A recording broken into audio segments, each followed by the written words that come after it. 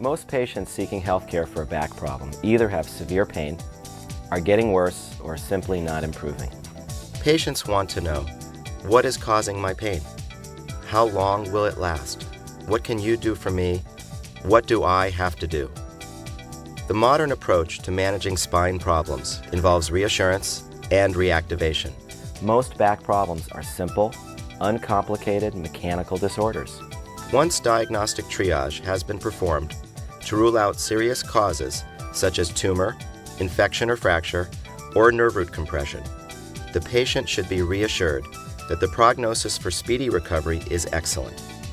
In fact, 80% of patients will be 80% better in just 2 weeks. The different types of care are palliative, spine sparing, spine stabilizing, and functional training. Initially, it is important to offer reassurance and reactivation advice. This follows naturally after a thorough history and examination. The steps of care are history.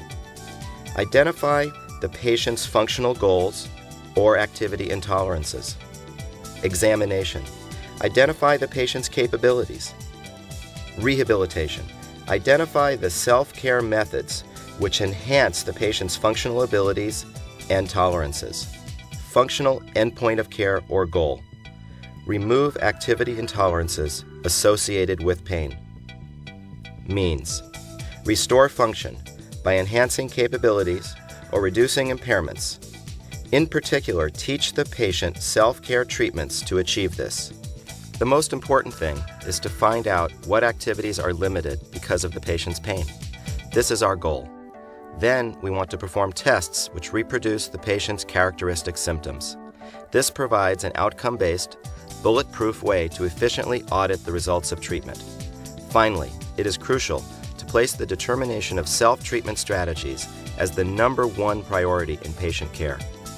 Other treatments such as supervised exercise training, soft tissue manipulation, post-isometric relaxation, chiropractic adjustments, or other passive modalities are thus seen as catalysts of the patient's self-treatment program rather than ends in themselves.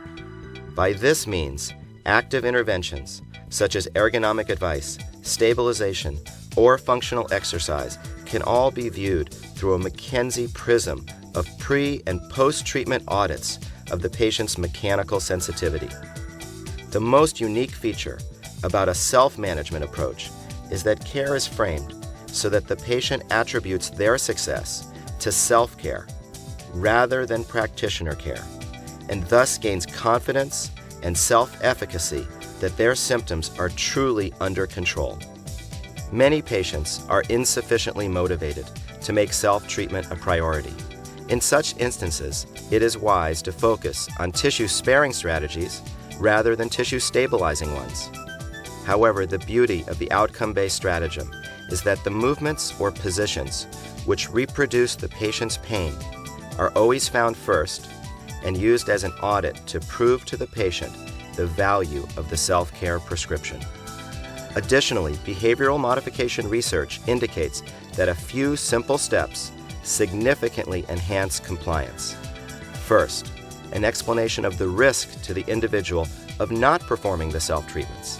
Second, a one-on-one demonstration of simple self-care strategies. Third, an explicit commitment to problem-solving any unique barriers to success with the self-management prescription.